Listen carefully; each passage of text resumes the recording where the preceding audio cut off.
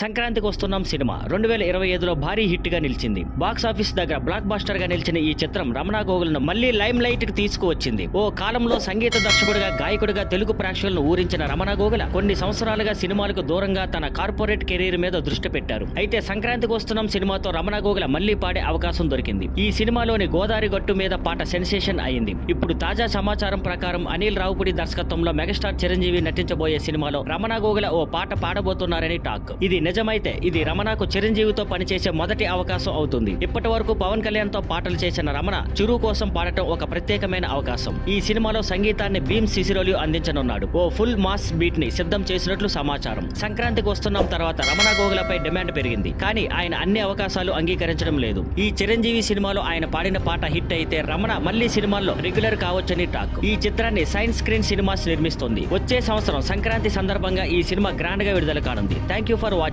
Please like, share and subscribe.